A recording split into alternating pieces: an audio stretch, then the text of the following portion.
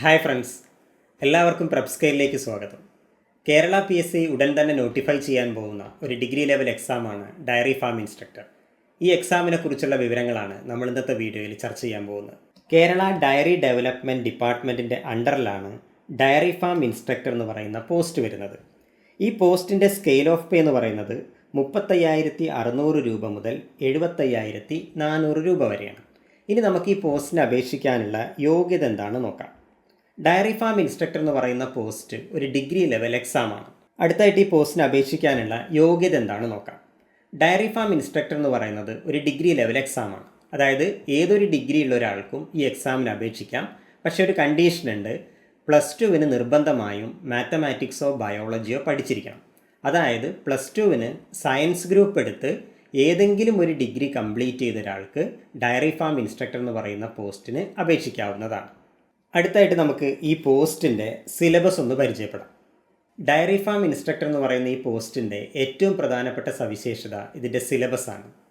സാധാരണ degree level എക്സാംസിൻ്റെ സിലബസിൽ കാണപ്പെടുന്ന GK, കറണ്ട് അഫെയർസ്, അതുപോലെ മറ്റ് ജനറൽ ടോപ്പിക്സ് ഒന്നും ഇതിൻ്റെ സിലബസിൽ ഉൾപ്പെടുത്തിയിട്ടില്ല. പൂർണ്ണമായിട്ടും +2 ക്ലാസ്സിലെ NCERT ടെക്സ്റ്റ് ബുക്കിനെ ബേസ് ചെയ്താണ് ഈ സിലബസ് തയ്യാറാക്കിയിട്ടുള്ളത്. ഇനി നമുക്ക് ഈ സിലബസിൽ ഉൾപ്പെടുത്തിയിട്ടുള്ള സബ്ജക്റ്റ് ഏരിയ ഏതൊക്കെ നോക്കാം. Physics, chemistry, botany, zoology, mathematics, basic dairy science, ഇത്രയും സബ്ജക്റ്റ് ഏരിയയാണ് ഇതിൻ്റെ സിലബസിനകത്ത് ഉൾപ്പെടുത്തിയിട്ടുള്ളത്. അതിനകത്ത് ഫിസിക്സിൽ നിന്ന് 20 മാർക്കിൻ്റെ ചോദ്യങ്ങളും കെമിസ്ട്രിയിൽ നിന്നും 20 മാർക്കിൻ്റെ ചോദ്യങ്ങൾ, ബോട്ടണിയിൽ നിന്നും സുവോളജിയിൽ നിന്നും 10 മാർക്കിൻ്റെ വീതം ചോദ്യങ്ങളാണ് വരുന്നത്. അതുപോലെ മാത്തമാറ്റിക്സിൽ നിന്നും 20 മാർക്കിൻ്റെ ചോദ്യങ്ങൾ, ബേസിക് ഡയറി സയൻസിൽ നിന്നും 20 മാർക്കിൻ്റെ ചോദ്യങ്ങൾ. അങ്ങനെ ടോട്ടൽ 100 മാർക്കിൻ്റെ 100 ചോദ്യങ്ങളാണ് ഈ എക്സാമിന് വരുന്നത്. അപ്പോൾ physics, chemistry, botany, zoology, mathematics, basic dairy science. അതിനകത്ത് physics, chemistry, botany, zoology, mathematics. അടുത്തായിട്ട് നമുക്ക് ഈ ഓരോ സബ്ജക്റ്റ് ഏരിയയിൽ ഉൾപ്പെടുത്തിയിരിക്കുന്ന ഭാഗങ്ങൾ ഏതൊക്കെയാണെന്ന് നോക്കാം. ഫസ്റ്റ് നമുക്ക് ഫിസിക്സ് എടുക്കാം. അപ്പോൾ ഫിസിക്സിൻ്റെ സിലബസ് എന്ന് പറയുന്നത് NCERTയുടെ +2 ഫിസിക്സ് ടെക്സ്റ്റ് ബുക്കിനെ അടിസ്ഥാനമാക്കിയാണ് ഈ സിലബസ് തയ്യാറാക്കിയിട്ടുള്ളത്.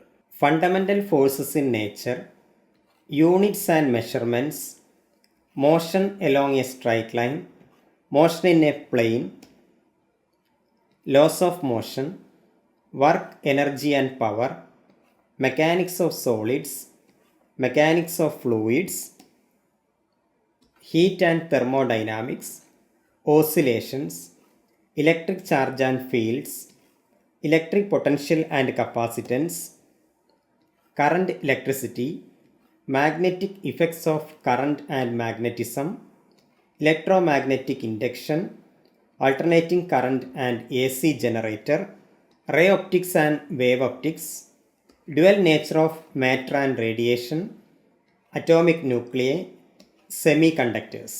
ഇത്രയും ഭാഗങ്ങളാണ് ഫിസിക്സ് എന്ന് പറയുന്ന ഈ ഒരു ഏരിയയിൽ ഉൾപ്പെടുത്തിയിട്ടുള്ളത്. അപ്പോൾ ആ ഓരോ ടോപ്പിക്കിൻ്റെയും അണ്ടറിൽ വരുന്ന സ്പെസിഫിക് ഏരിയാസ് ഏതാണെന്നുള്ളത് നമ്മുടെ സിലബസിനകത്ത് വളരെ ഡീറ്റെയിൽഡ് ആയിട്ട് കൊടുത്തിട്ടുണ്ട്. അപ്പോൾ നമ്മൾ ഈ ഫിസിക്സിൻ്റെ ഏരിയ നമ്മൾ പ്രിപ്പയർ ചെയ്യുന്ന സമയത്ത് അപ്പോൾ ആ ഓരോ ടോപ്പിക് എടുക്കുക. ഇപ്പോൾ എക്സാമ്പിൾ ഇപ്പോൾ സെമി കണ്ടക്ടേഴ്സ് എന്ന് പറയുന്ന ടോപ്പിക് എടുത്തു കഴിഞ്ഞാൽ ആ സെമി കണ്ടക്ടേഴ്സിൽ നമ്മൾ ഡീൽ ചെയ്യേണ്ട ഏരിയ ഏതാണെന്ന് അവിടെ കൊടുത്തിട്ടുണ്ട്. അപ്പോൾ intrinsic and extrinsic semi conductors, rectifiers, transistors and digital Gates. ഇങ്ങനെ സ്പെസിഫിക് ആയിട്ട് സിലബസ് ഓറിയൻറ്റഡ് ആയിട്ട് പ്രിപ്പയർ ചെയ്യാൻ വേണ്ടി ശ്രദ്ധിക്കാം. നെക്സ്റ്റ് നമുക്ക് കെമിസ്ട്രിയിൽ ഉൾപ്പെടുത്തിയിട്ടുള്ള ഭാഗങ്ങൾ ഏതൊക്കെയാണ് നോക്കാം. Structure of atom, chemical bonding and molecular structure, thermodynamics, equilibrium, organic chemistry, some basic principles and techniques, solutions, chemical kinetics, alcohols and phenols, aldehydes, ketones and carboxylic acids and biomolecules.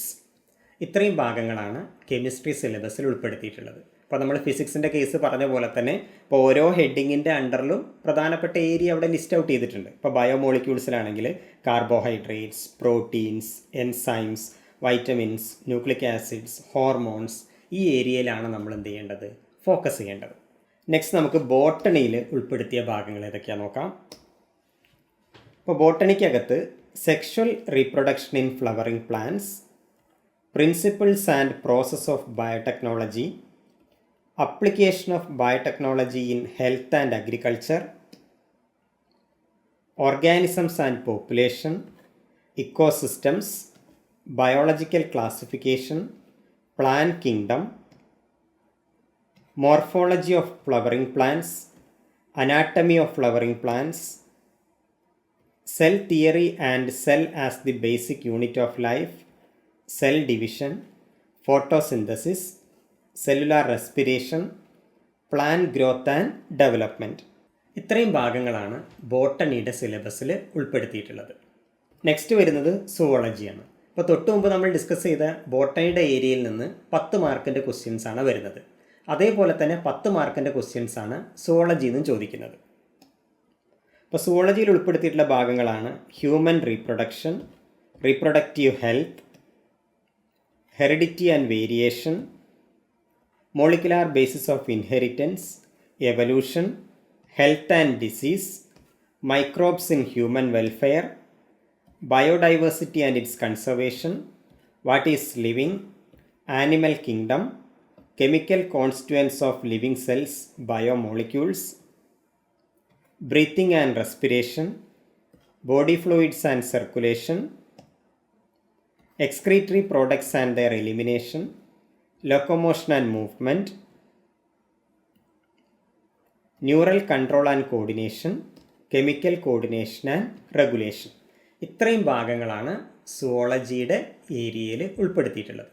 അപ്പോൾ നമ്മൾ prepare ചെയ്യുന്ന സമയത്ത് ശ്രദ്ധിക്കുക, അപ്പോൾ ആ സിലബസിനകത്ത് പറഞ്ഞിട്ടുള്ള specific ആയിട്ടുള്ള part നമ്മൾ നിർബന്ധമായിട്ട് എന്ത് ചെയ്യുക, കവർ ചെയ്യാൻ വേണ്ടി ശ്രദ്ധിക്കുക. നെക്സ്റ്റ് വരുന്നത് മാത്തമാറ്റിക്സ് ആണ്. മാത്തമാറ്റിക്സിൽ നിന്ന് 20 മാർക്കിൻ്റെ ക്വസ്റ്റ്യൻസ് ആണ് വരുന്നത്. അപ്പോൾ മാത്തമാറ്റിക്സിൽ first sets, then permutations and combinations, differentiability and continuity, probability, binomial theorem, sequences and series, relations and functions, matrices and determinants. ഇത്രയും ഭാഗങ്ങളാണ് മാത്തമാറ്റിക്സിൽ ഉൾപ്പെടുത്തിയിട്ടുള്ളത്. ഇനി ഇത് കൂടാതെ ബേസിക് ഡയറി സയൻസിൽ നിന്ന് 20 മാർക്കിൻ്റെ ക്വസ്റ്റ്യൻസ് ഉൾപ്പെടുത്തിയിട്ടുണ്ട്. അപ്പോൾ അതിൻ്റെയും സിലബസ് സ്പെസിഫിക് ആയിട്ട് തന്നിട്ടുണ്ട്. അപ്പോൾ അതിനകത്ത് വരുന്നത് ഒന്ന് dairy development and cooperative system, 2 മാർക്കിൻ്റെ ക്വസ്റ്റ്യൻസ് ആണ് ഈ ഏരിയയിൽ നിന്ന് വരുന്നത്. ദെൻ മിൽക്ക് പ്രൊഡക്ഷൻ, ഈ ഭാഗത്തുനിന്ന് 5 മാർക്കിൻ്റെ ക്വസ്റ്റ്യൻസ് വരുന്നുണ്ട്. Then milk processing and preservation, ഈ ഭാഗത്തുനിന്നും 5 മാർക്കിൻ്റെ ക്വസ്റ്റ്യൻസ് ആണ് വരുന്നത്. ദെൻ ഡയറി പ്രോഡക്ട്സ് ടെക്നോളജി, 4 മാർക്കിൻ്റെ questions. Quality control and safety in dairy industry, ഈ ഭാഗത്തുനിന്ന് 4 മാർക്കിൻ്റെ ക്വസ്റ്റ്യൻസ്. അങ്ങനെ ഈ ഒരു ഏരിയയിൽ നിന്ന് ടോട്ടൽ 20 മാർക്കിൻ്റെ ക്വസ്റ്റ്യൻസ് ആണ് വരുന്നത്. ഈ ഒരു സിലബസാണ് ഈ എക്സാമിൻ്റെ ഹൈലൈറ്റ് എന്ന് പറയുന്നത്. അപ്പോൾ ഈ സിലബസിനെ ഫോക്കസ് ചെയ്തുകൊണ്ട് പ്രിപ്പയർ ചെയ്ത് കഴിഞ്ഞാൽ മാത്രമേ നമുക്ക് ഈ ഒരു എക്സാമിന് ഉയർന്ന റാങ്കുകൾ കരസ്ഥമാക്കാൻ കഴിയുള്ളൂ.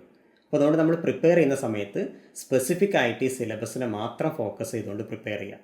മറ്റ് ഡിഗ്രി ലെവൽ എക്സാംസിന് ഉണ്ടാകുന്നത് പോലൊരു കോമ്പറ്റീഷൻ ഒരിക്കലും ഇത്തരം പരീക്ഷകൾക്ക് ഉണ്ടാവാറില്ല. കാരണം അതൊരു സ്പെസിഫിക് സിലബസിനെ ബേസ് ചെയ്തുകൊണ്ടാണ് എക്സാം നടക്കുന്നത്. ക്വസ്റ്റ്യൻസ് പൂർണ്ണമായും ഈ ഏരിയയിൽ നിന്ന് മാത്രമാണ് ചോദിക്കുക. അപ്പോൾ അതുകൊണ്ട് ഈ ഒരു സിലബസിനെ ഫോക്കസ് ചെയ്ത് പഠിക്കുന്ന ആളുകൾക്ക് മാത്രമേ നന്നായിട്ട് ഇതിനകത്ത് സ്കോർ ചെയ്യാൻ പറ്റുള്ളൂ. അതുകൊണ്ട് നമ്മൾ പ്രിപ്പയർ ചെയ്യുമ്പോൾ നന്നായിട്ട് സിലബസ് ഓറിയൻറ്റഡ് ആയിട്ട് പ്രിപ്പയർ ചെയ്യാൻ വേണ്ടി ശ്രദ്ധിക്കുക. ഡയറി ഫാം ഇൻസ്ട്രക്ടർ എന്ന് പറയുന്ന ഈ പോസ്റ്റിൻ്റെ നോട്ടിഫിക്കേഷൻ മുൻപ് വന്നത് 2022 ഡിസംബർ 31-നാണ്. അതിനുശേഷം എക്സാം നടന്ന് 2024 ഡിസംബർ 5-നാണ് റാങ്ക് ലിസ്റ്റ് നിലവിൽ വന്നത്. റാങ്ക് ലിസ്റ്റ് നിലവിൽ വന്നതിന് ശേഷം 60ഓളം നിയമനങ്ങൾ ഇപ്പോൾ നടന്നു കഴിഞ്ഞു. 2027-ലാണ് ഈ റാങ്ക് ലിസ്റ്റിൻ്റെ കാലാവധി അവസാനിക്കുന്നത്. അതിനു മുൻപായിട്ട് ഇനിയും നിയമനങ്ങൾ നടക്കാനുള്ള സാധ്യതയുണ്ട്. അപ്പോൾ അതുകൊണ്ട് തന്നെ 2027 ഈ റാങ്ക് ലിസ്റ്റിൻ്റെ കാലാവധി തീരുന്നതിന് മുൻപായി പുതിയ റാങ്ക് ലിസ്റ്റ് നിലവിൽ വരേണ്ടതായിട്ടുണ്ട്. അപ്പോൾ അതുകൊണ്ട് വളരെ പെട്ടെന്ന് തന്നെ ഈ എക്സാമിൻ്റെ നോട്ടിഫിക്കേഷൻ വരാൻ സാധ്യതയുണ്ട്. അതുകൊണ്ട് തന്നെ നോട്ടിഫിക്കേഷൻ വരുന്നതിന് മുൻപ് തന്നെ സിലബസ് ഓറിയൻറ്റഡ് ആയിട്ട് നമുക്ക് പ്രിപ്പറേഷൻ ആരംഭിക്കാം. നിങ്ങൾക്ക് വേണ്ട എല്ലാ സപ്പോർട്ടോടും കൂടി പ്രപ്സ്കെയിൽ നിങ്ങളുടെ കൂടെ ഉണ്ടാവും. ബൈ.